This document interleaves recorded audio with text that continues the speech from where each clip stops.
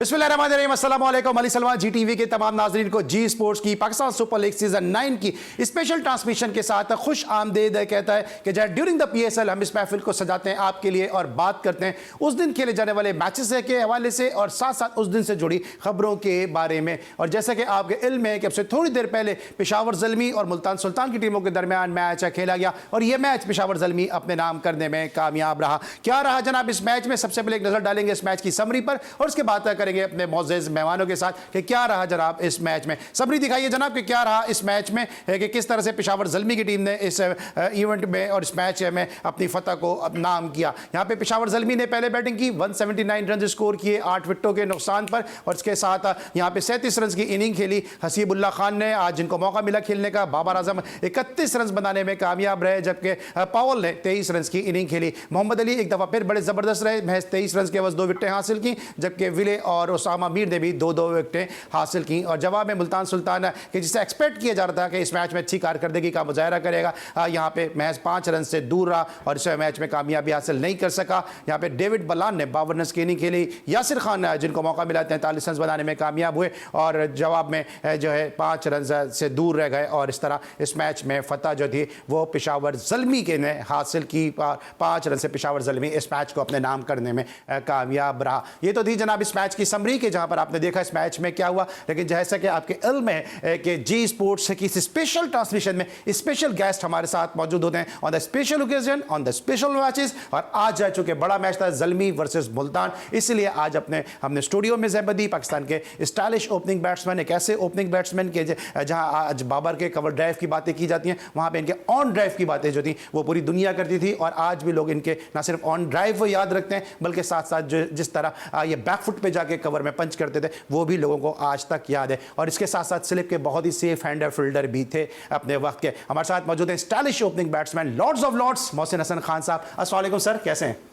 वालेकुम अस्सलाम। मैं क्या कहूँ आपके लिए, आप जवानी याद दिला देते हैं और इतनी खूबसूरत बातें कर देते हैं कि उससे एक बड़ा हौसला बढ़ जाता है। बहुत बहुत शुक्रिया आपका सर। आपकी बैटिंग आज भी लोगों को याद है और इस मैंने कल भी कहा था कि आप पाकिस्तान की शान है, पाकिस्तान का मान है, इसलिए मोहसिन हसन खान है। हम बड़े ब्लेस अपने को फील करते हैं जब ये इस मंच को, इस प्लेटफॉर्म को, इस स्टूडियो को रौनक बख्शते हैं। और दूसरी जनाब जो शख्सियत मौजूद हैं, कल मैंने जब प्रोग्राम का इख्तिताम किया था उस वक्त मैंने कहा था कि जहाँ एक तरफ मोहसिन भाई की ग्रेसफुल पर्सनैलिटी मौजूद होगी, वहाँ पर इनकी बातों को तड़का लगाने के लिए हमारे साथ मोहसिन होंगे, हमारे बहुत ही उम्दा, शुस्ता और बहुत ही सुलझी हुई गुफ्तगू करते हैं जनाब मोहसिन घी वाला साहब। बड़ी मुश्किल से आते हैं लेकिन बहरहाल हम इनको पकड़ के लेकर आ जाते हैं। अस्सलाम वालेकुम मोहसिन, कैसे हैं? अस्सलाम वालेकुम, कैसे हैं आप? ठीक ठाक हैं? किधर गायब रहते हैं लोग? आपको पूछते हैं यार, आप गायब हो जाते हैं। बस इन एंड आउट वो कहते हैं ना उसके कम आओ तो ज्यादा इज्जत होगी, तो मैंने सोचा थोड़ा इसको एग्जैक्टली यही। ऑलराइट जनाब, समरी आपने देखी और इस समरी को और इस मैच को डिस्कस करेंगे। मोहसिन भाई के साथ आगाज करेंगे। मोहसिन भाई, जिस तरह से आज खेली है पेशावर ज़ल्मी, आज हसीबुल्लाह को खेलने का मौका मिला,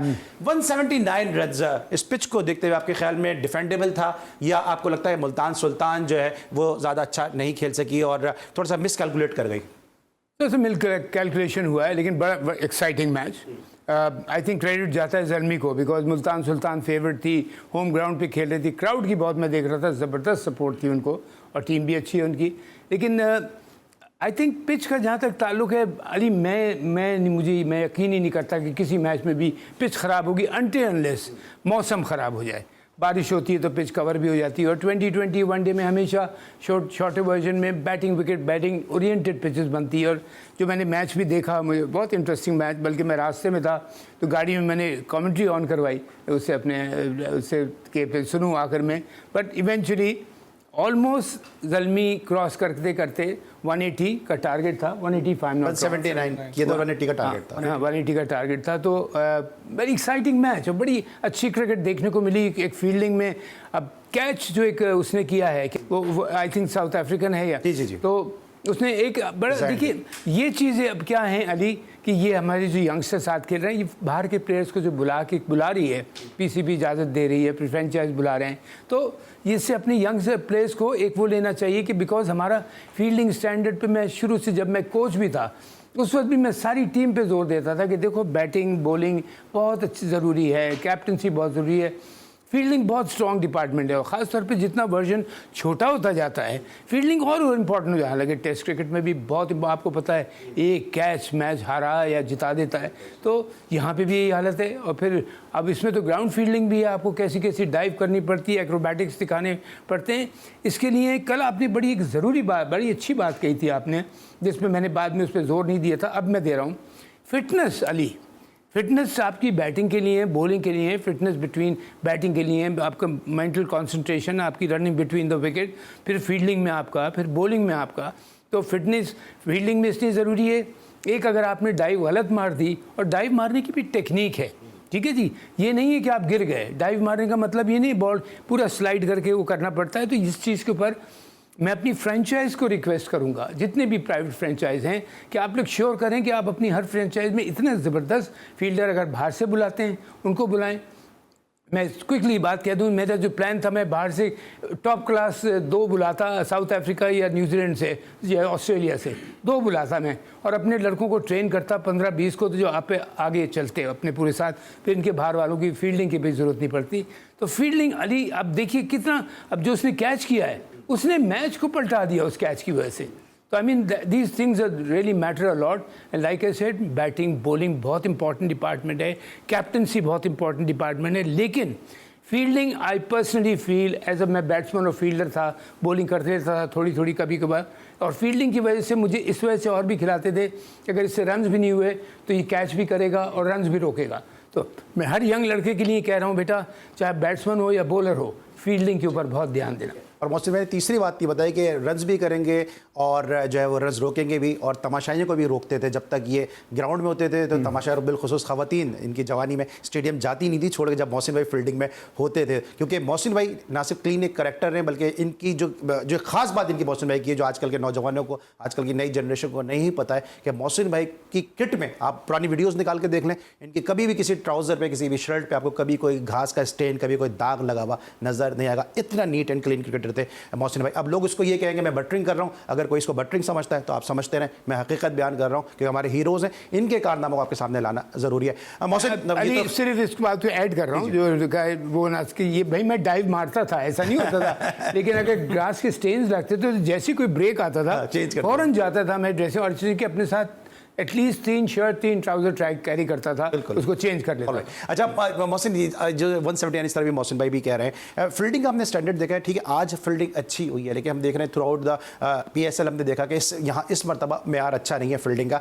कैचेस ड्रॉप हुए हैं, सलमान आगा के एक इनिंग में 2-2 कैचेस ड्रॉप हुए, खुशदिल से 2-2 कैचेस ड्रॉप हुए हैं, और हमने ये देख रहे हैं कि जो फॉरेन प्लेयर के साथ साथ पाकिस्तानी प्लेयर की जो फील्डिंग स्टैंडर्ड है वो वैसा नहीं है जैसे हमने माजी के PSLs में देखा है। हाँ नहीं, ये काफी डिसअपॉइंटिंग बात है, बिकॉज जो PSL इस दफा हम देख रहे थे कि हमेशा PSL में हम कहते हैं जी हमारी बॉलिंग बड़ी अच्छी है, बैटिंग अगर हम डेवलप करें, लेकिन बॉलिंग बड़ी अच्छी है, but we have been impressed with the fielding in the previous editions, you know. इस दफा की सबसे बड़ा मसला ये कैचेस, समझ में नहीं आ रहा कि ये कैचेस छूट क्यों रहे हैं, क्या को एटमॉस्फेयर का मसला है, लाइट्स का मसला है, बिकॉज कुछ ना कुछ कहीं तो प्रॉब्लम है। एकदम से सारी टीमें कैचेस नहीं छोड़ सकती, अगर एक टीम छोड़ती, 2 टीम छोड़ती है, आप कहते हैं चलो ठीक है इनका बैट चल रहा है, लेकिन एवरी सिंगल टीम कैचेस छोड़ रही है। शायद मुमकिन है कि साइट में या विजिबिलिटी में कोई ना कोई चैलेंज हो रहा हो, ऑब्वियसली लैक ऑफ प्रैक्टिस भी कह सकते हैं, बट आज भी हमने देखा, हालांकि 2 अमेजिंग कैचेस पकड़े हैं, जिस तरह मौसम में भी कह रहे थे। हैविंग सेड दैट, उन्होंने आते ही कैच छोड़ा था जब डेविड मलान आए थे, उसका हाथ का आमिर याकूब के डेब्यूटेंट बॉलर हैं, उसका कैच छुड़वा दिया। सो ऑब्वियसली वहां से उनको गेम पूरा स्विच का चांस भी मिला, वरना तो ये गेम बहुत जल्दी पैक हो चुका होता। सो वी हैव सीन कि फील्डिंग का जो स्टैंडर्ड है, जो कैचिंग का स्टैंडर्ड है, सरप्राइजिंगली ये ड्रॉप हो रहा है। एंड आई एम श्योर के जो कोचेज हैं, जो फ्रेंचाइजी हैं, जो सारे ओनर्स हैं, वो लोग यहाँ पर जरूर इस पे फोकस करेंगे, एज मोहसिन भाई राइटली सेड एज वेल, कि फील्डिंग T20 में जो हाई इंपैक्ट गेम है वो फील्डिंग से आता है। फील्डिंग आपका पूरा नक्शा बदल सकती है, जो हमने आज भी देखा विद 2 अमेजिंग कैचेस। और ये बात की है मोहसिन ने कि फील्डिंग से पाकिस्तानी प्लेयर कैच छोड़ क्यों रहे हैं। जिस तरह पूरे मुल्क में लोड शेडिंग है, जब ग्राउंड में आते हैं तो प्लेयर शायद लाइट के आदी नहीं होते, शायद इसीलिए कैचेस छूटते नजर आ रहे हैं। मोहसिन मैंने एक बड़ी खूबसूरत बात की कि फिटनेस के हवाले से अब मोहसिन भाई इसको टेक्निकली बता सकते हैं। मोहसिन भाई, एक आम आदमी तो ये देखता है कि प्लेयर जो है वो शायद बैठ गया इसलिए उसकी फिटनेस का प्रॉब्लम है। एज ए बैट्समैन आपको क्या लगता है? मैं आपसे सीखना चाहता हूं कि अगर बैट्समैन का बल्ला अगर कंधे पर आ जाए बैटिंग के दौरान, इट मींस कि वो थक गया है। अब उसकी कुछ और वजूहत भी होती हैं यहाँ थकने की, लेकिन जैसे मैंने कहा था, फिटनेस जो है ज़रूरी नहीं कि आपको बॉलर को या फील्डर को चाहिए हो, आपके बैट्समैन को भी ये फिटनेस चाहिए होती है। रनिंग बिटवीन द विकेट, और रनिंग बिटवीन द विकेट आसान काम नहीं होता। आप डैश कर रहे होते हैं एक एंड पे, फिर वहाँ से आप टर्न लेते हैं, टर्न लेने में पता लगा अगर आपकी फिटनेस ठीक नहीं है, पाँव ट्विस्ट कर गया, एंकल ट्विस्ट कर गया या कोई ऐसी बात हो गई, तो इस वजह से बहुत ज़रूरी है। एक बात मैं ज़रूर यहाँ पे वो करूँगा, अभी मोहसिन अली ने बड़ी अच्छी बात कही, कैचेस छोड़ने वाली बात। फॉरेनर से कैच क्यों नहीं छोड़ रहा है, बाहर के प्लेयर से क्यों नहीं छूट रहा है, उनसे इक्का दुक्का छूट रहा है, हम लोग 8-8 10-10 कैचेस छोड़ रहे हैं। अच्छा, लाइट की आपने बड़ी इंपॉर्टेंट बात की अली, देखिए this is called professionalism. Ali ने जो बात कही है ना, वो यहाँ आती है प्रोफेशनलिज्म प्लेयर्स में। देखा है कि अगर कोई लाइट डिस्टर्ब कर रही है, एडजस्ट करता है आदमी। अब मुझे ये लाइट हिट कर रही है, मैं देखूंगा कि अली मुझे नहीं, तो मैं ये इस लाइट को अपने ऐसे सेव करूंगा और लास्ट मिनट पे जाके, बिल्कुल लास्ट सेकंड पे जाके फिर कैच करूंगा। ये आप देखिएगा, ये चीज़ें सिखाई जाती हैं। बहुत से ग्राउंड ऐसे होते हैं कि जहाँ पे लाइट्स इस तरह लगाई होती है जो फील्डिंग में डिस्टर्ब करती है। तो this is the part of the game now. Because अब देखिए सूरज कभी कितनी दफ़ा ये होता है, आपने देखा होगा जब लाइट नहीं होती, जब सूरज निकला हुआ है, कभी कभी सूरज ऐसी पोजीशन पे होता है कि एक पोजीशन फील्डर को बड़ा डिस्टर्ब कराता है, वो उसको भी वो करते हैं। तो ये पार्ट ऑफ क्रिकेट है, इसको संभालना चाहिए।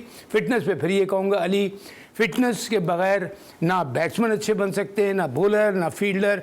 और I tell you what, fitness के साथ क्या होता है, मेंटल टफनेस बहुत ज़रूरी है। बच्चों सुन लो, दिमागी तौर पे तगड़े हो गए तो पूरा बॉडी तगड़ा हो जाए। ठीक है जनाब, फिटनेस पे काफ़ी तफसील के साथ मोहसिन भाई ने और मोहसिन घीवाला साहब ने बात की है। अब हम जरा वापस आएंगे, ज़रा डिस्कस भी करेंगे कि ये साइम अयूब को क्या हुआ है, कि साइम अयूब की तारीफ मोहसिन हसन खान साहब जैसे प्लेयर करते हैं, मोहसिन घीवाला साहब जैसे एनालिस्ट करते हैं, कमर ज़ैफ़ी करते हैं, एनु ज़हरा हमारे शो में बैठती हैं, वो भी साइम अयूब की तारीफ़ करती हैं, पूरी दुनिया साइम की तारीफ़ करती है। और अभी आपने सुना होगा कि जो एडम होलिक थे उन्होंने साइम की तारीफ़ की है वहाँ पर। तो लेकिन क्या हो गया है साइम अयूब को, ये जानेंगे एक ब्रेक के बाद।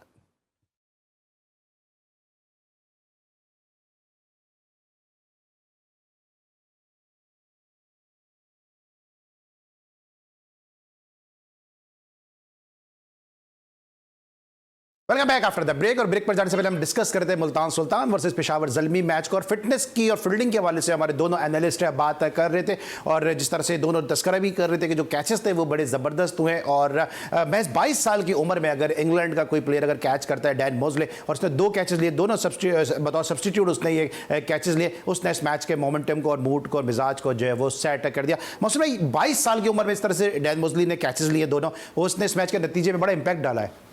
अब देखिए सब्स्टिट्यूट है, मैं ये बेटा जो बच्चे हैं सुन लो का, वो सब्स्टिट्यूट है, 11 में भी नहीं है। हम गलत नाम दे गए थे ब्रेक से पहले कि उसका नाम मूजली है, इंग्लैंड का है। वो रिजर्व में आके करने आया, और उसके अलावा इसने दूसरा 2 कैच किए आज उसने। एक तो ये किया है जो आउटस्टैंडिंग एक्रोबैटिक कैच था, आउटस्टैंडिंग कैच है, मतलब टाइमिंग के रोप पे किस वक्त उछलना है, किस वक्त ज़मीन से पाँव पंजा उठना है, ये सारी चीज़ें बड़ी काउंट करती हैं। और विली का भी कैच उसने किया था, विली जो बड़ी ज़बरदस्त जा रहा था इनिंग्स लेके, एक सब्स्टिट्यूट फील्डर ने अपनी टीम को मैच जिता दिया। सोचिए यहाँ फील्डिंग कितनी इंपॉर्टेंट है। मैं सारे अपने बच्चों के लिए ख़ास तौर पर ये कह रहा हूँ, बड़ों से तो हम खुद सीखते हैं, तो इस चीज़ का ख्याल रखें, या बैट्समैन हो या बॉलर हो, फील्डिंग में इतने तगड़े हों कि कभी कभी कप्तान मजबूर हो के, यार ये बैटिंग से रन्स नहीं हो रहे, लेकिन इतना अच्छा प्लेयर है कि मुझे कैचेस करके देता है, मुझे 25-30 रन रोक के देता है, तो ये बड़ा ठीक है। अच्छा, साइम अयूब की हम बात करते हैं मोहसिन, जब हम ब्रेक पे जानते हैं कि साइम अयूब को क्या हुआ कि उनसे उस तरह से परफॉर्मेंस नहीं, और इस तरह जिसके लिए वो मशहूर थे, जिस तरह उनकी उठान थी।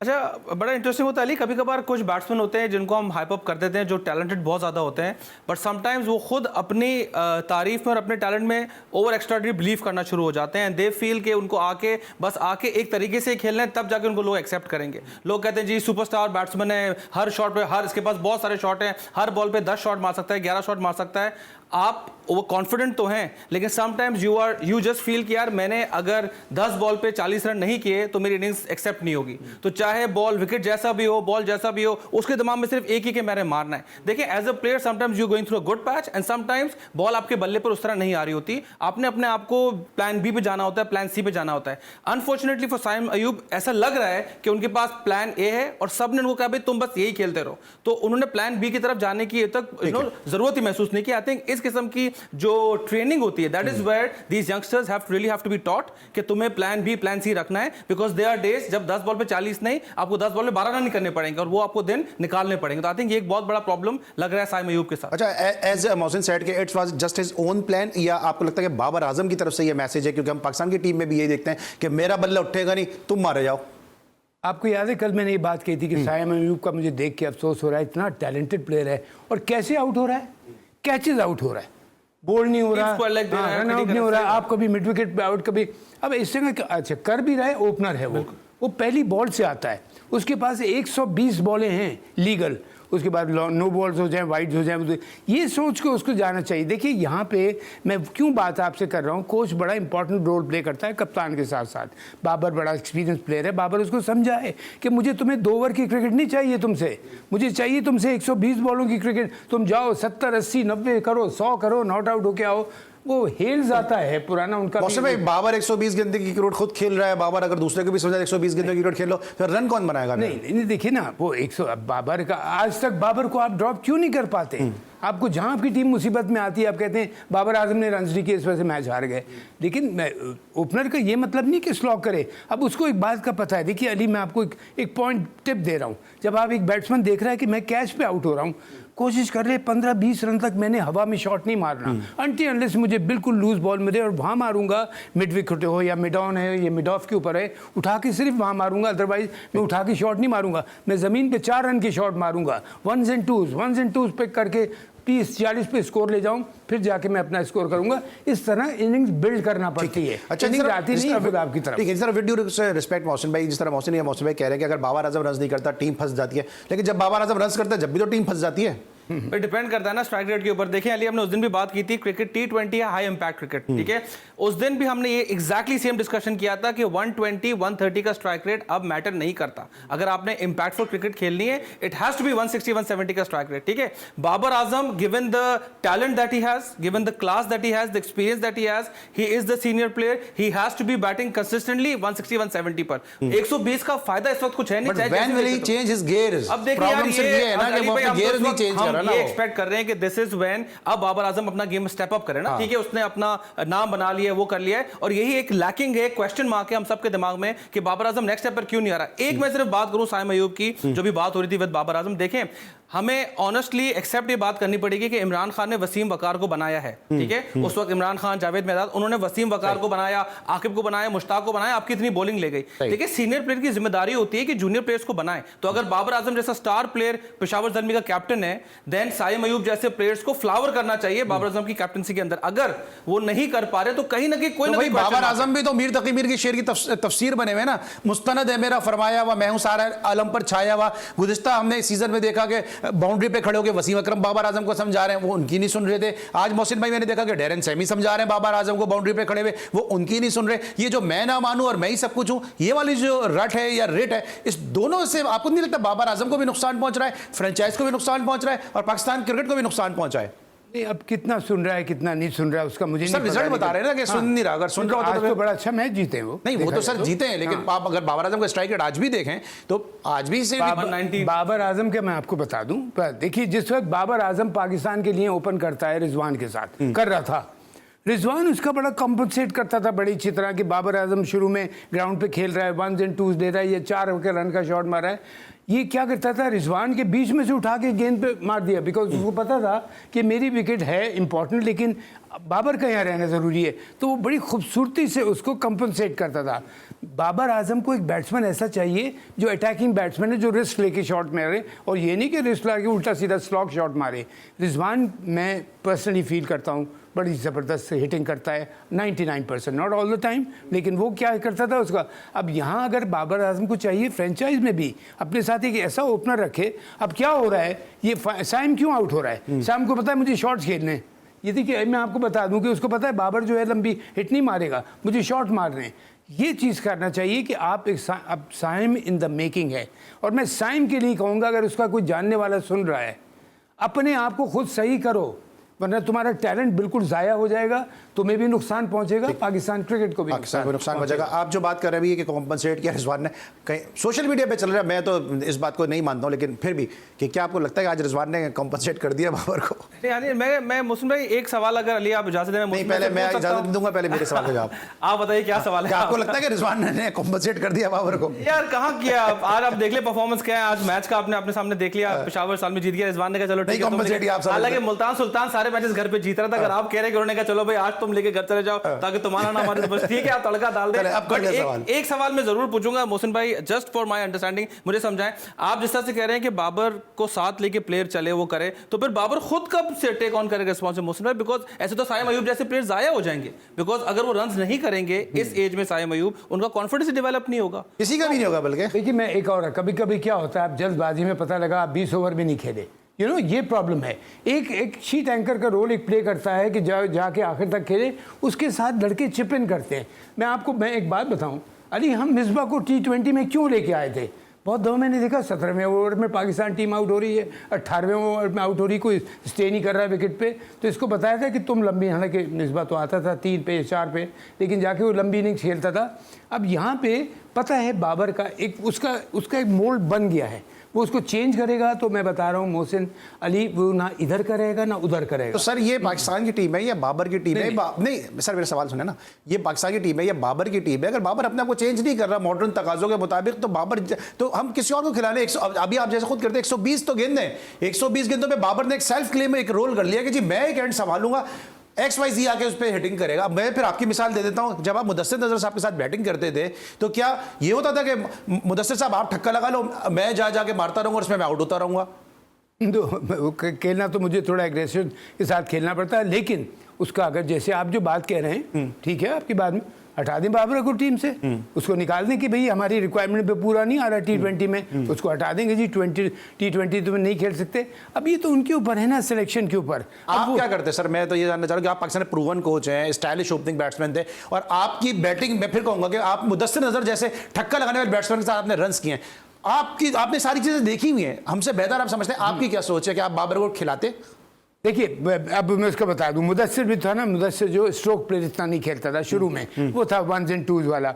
मेरे पास एक नेचुरल था, मैं स्ट्रोक खेलता था और मैं कभी स्लॉग नहीं करता था अली, तो वो अच्छा कॉम्बिनेशन बन गया।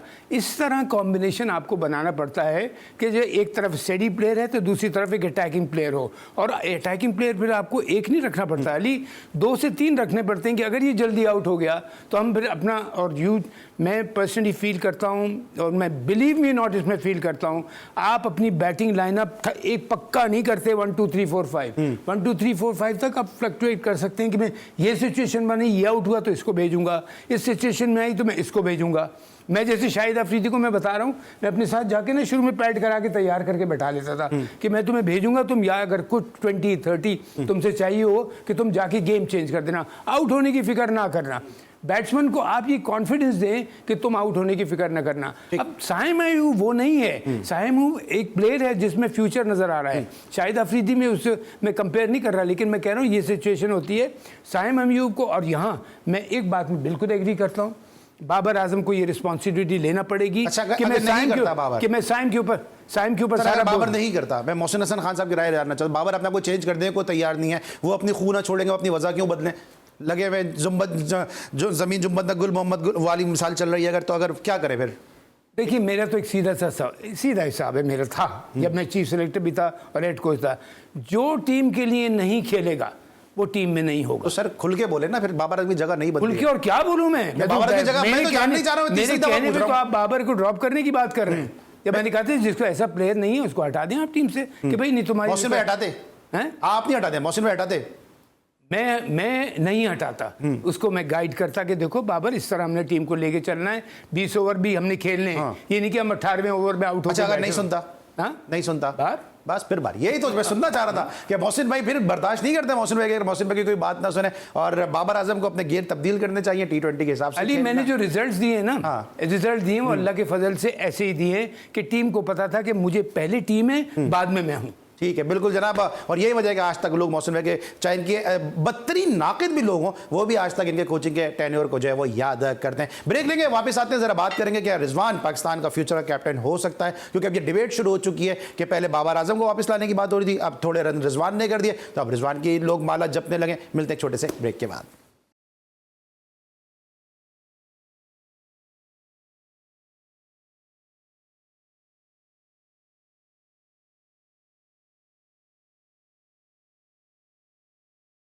Welcome back after the break. और ब्रेक पर जाने से पहले हम डिस्कस कर रहे थे उस मैच को जो आज अपने अख्तिताम को पहुंचा, जहां पे 5 रन से कामयाबी हासिल की पेशावर ज़ल्मी ने।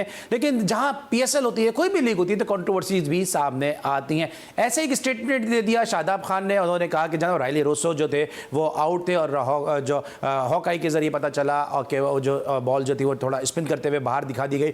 खुद मैं भी स्पिनर हूँ और इतना बॉल वहाँ पे घूम नहीं रहा था। जरा मोहसिन भाई से पूछेंगे। मोहसिन भाई, कंट्रोवर्सीज भी साथ साथ जो है वो लीग्स में या टूर्नामेंट्स में सामने आती हैं। ये शादाब खान ने जो सवाल उठा दिया है पीसीबी की जो टेक्नोलॉजी है, पीसीबी ने इसको मान भी लिया, लेकिन इस पर कोई कार्रवाई होगी या इसको वैसी फाइल दाखिल दफ्तर कर दी जाएगी?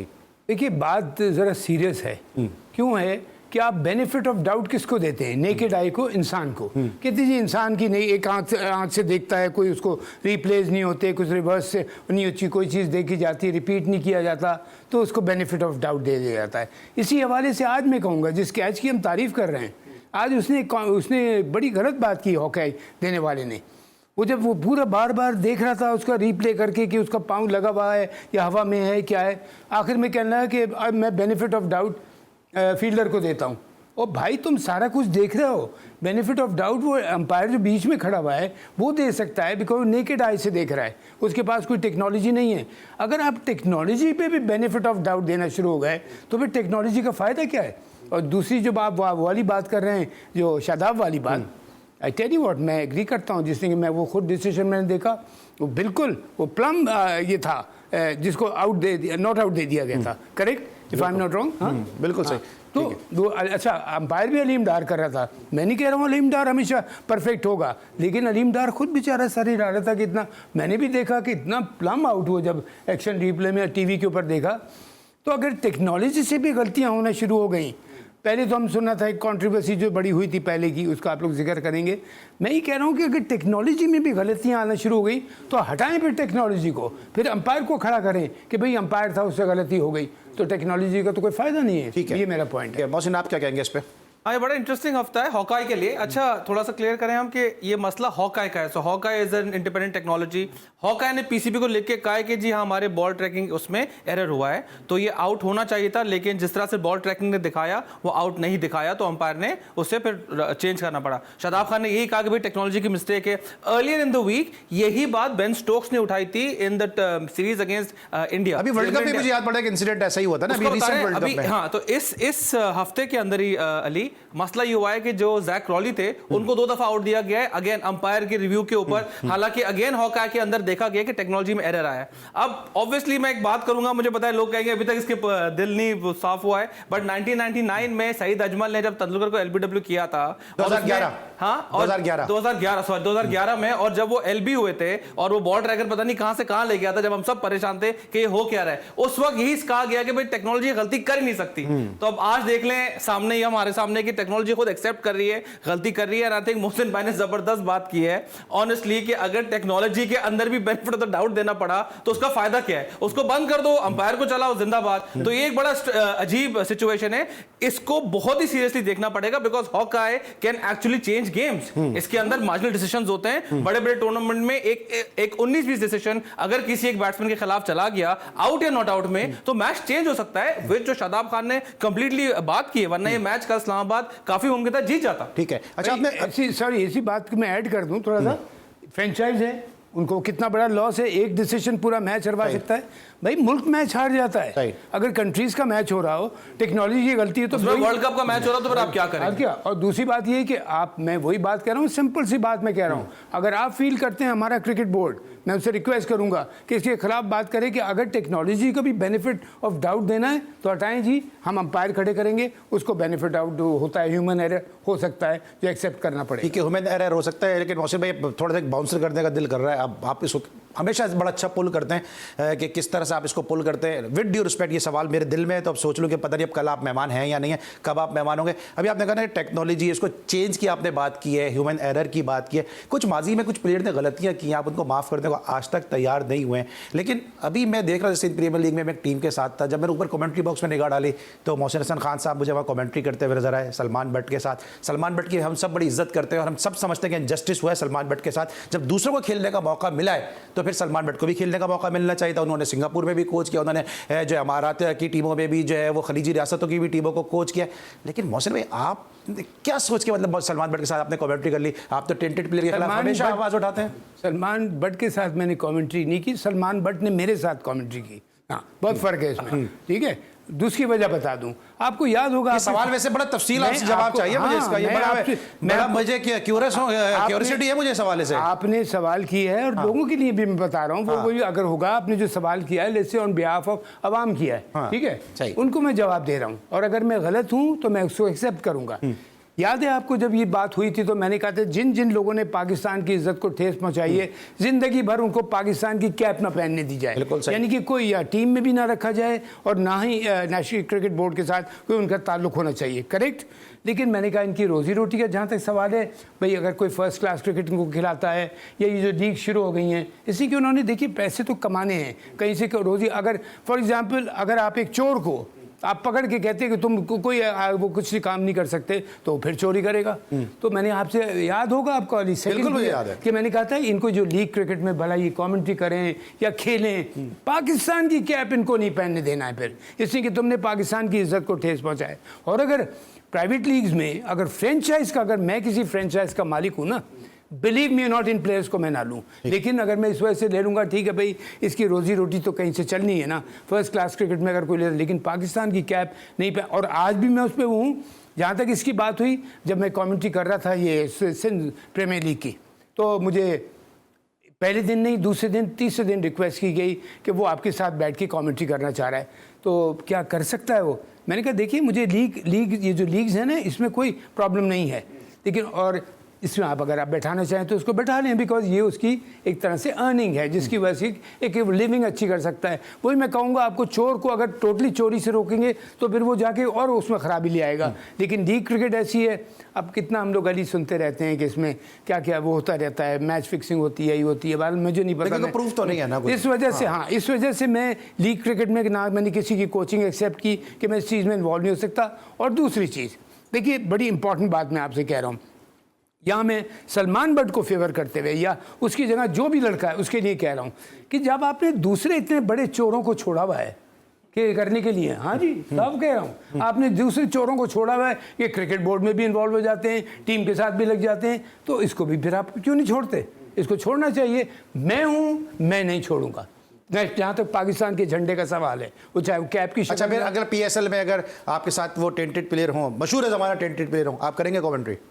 मैं उस पर सोचूंगा। सोचेंगे आप? ऑलराइट। ये मैं उन लोगों के लिए मैंने सवाल किया जो मेरा मुसलसल जो है वो मेरा व्हाट्सएप पे मुझे मैसेज कर रहे थे, मुसलसल मुझसे पूछ रहे थे भाई मोहसिन भाई से सवाल करना है, भाई अवामी प्रोग्राम है, हम तो अवाम की राय का एहतराम करते हैं, लेकिन यहाँ भी मैं मोहसिन भाई को ज़रूर सराहूंगा कि मोहसिन भाई ने यहाँ पे डक नहीं किया, मोहसिन भाई ने आके यहाँ पे जो स्ट्रोक खेले और मोहसिन भाई ने अपने मौक़िफ़ को पेश किया। अब इससे आप मुतमईन नहीं है, ये आपकी राय, लेकिन मोहसिन भाई ने अपना मौक़िफ़ जो है वाज़ेह तौर पर जो है वो दे दिया है। कल कराची लाहौर का मैच है, मोहसिन घीवाला साहब का क्या लगता है आपको कि शान मसूद हैं, दूसरी तरफ जो है वो शाहीन शाह अफरीदी हैं, दोनों की कप्तानी जो है वो ज़्यादा अच्छी जा नहीं रही है?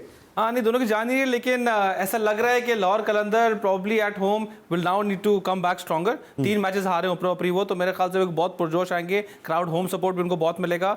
कराची किंग्स को वाकई में कल अपनी they will have to go out and bat out of the skin जिसे कहते हैं, कि उनको अपनी बैटिंग का रियली पल्ला मजबूत दिखाना पड़ेगा और उनको एक बहुत बड़ा स्कोर दिखाना पड़ेगा, क्योंकि अगर लाहौर पहले बैटिंग करके बड़ा स्कोर कर गया, मुझे लग नहीं रहा कि कराची चेस कर पाएगा। So Karachi will have to come really strong. Best of luck to Shan Masood. ठीक है, best of luck Shan Masood. क्यों उससे नाराज है कि आप शाहीन शाह अफरीदी से? यार कराची के सपोर्टर है भाई, अपनी टीम में यार, अपनी टीम में कराची। भाई आपको क्या लगता है कल कराची वर्सेस लाहौर, और दोनों ही कप्तान से स्ट्रगल करते नजर आ रहे हैं?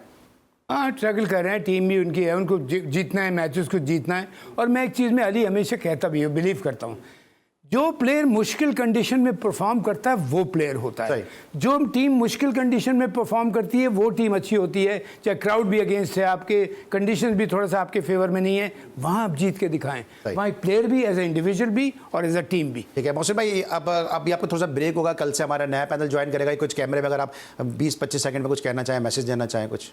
बस कुछ नहीं, मुझे देख के खुशी हो रही है कि लीग अच्छी हो रही है, लेकिन मोहसिन अली ने एक अच्छी बात कही कि इसमें फील्डिंग स्टैंडर्ड इसमें पिछले में कुछ हमें बेहतर नज़र आया था। अपने लड़कों की बात कर रहा हूँ, इसमें टोटली अभी तक डिज़ास्टर है। तो ये रिस्पॉन्सिबिलिटी बनती है और मैं सब इंडिविजुअल लड़के से कहूँगा कि बेटा अगर तुमने पाकिस्तान के लिए खेलना है अपना ख्याल खुद करो, अपनी परफॉर्मेंस को खुद बनाओ। मैं साइम को सिर्फ नहीं कह रहा हूँ, मैं सारी यंगस्टर्स को कह रहा हूँ। ठीक है, ये था जनाब हमारे stylish opening batsman lords of lords Mohsin Hasan Khan साहब का मैसेज हमारे उन यंगस्टर्स के लिए जो पाकिस्तान टीम में अपनी जगह को सीमेंट करना चाहते हैं। Thank you so much Mohsin Ghiwala sahab, thank you so much lords of lords Mohsin Hasan Khan sahab, आप हमारे साथ मौजूद थे। कल हमारा पैनल में चेंज होगा, कल हमारे साथ मौजूद होंगे कमर रजा इफ़ी और उनके साथ मौजूद होंगे असगर अजीम। यकीनन जिस माहौल में आज शो हुआ है, कल के लिए इस माहौल की मैं गारंटी नहीं दे सकता कि कल इस शो का और इस स्टूडियो का टेम्परेचर क्या होगा। कल तक के लिए अली सलमान को इजाज़त दीजिए, अपना बहुत ख्याल रखिए, अल्लाह हाफिज़।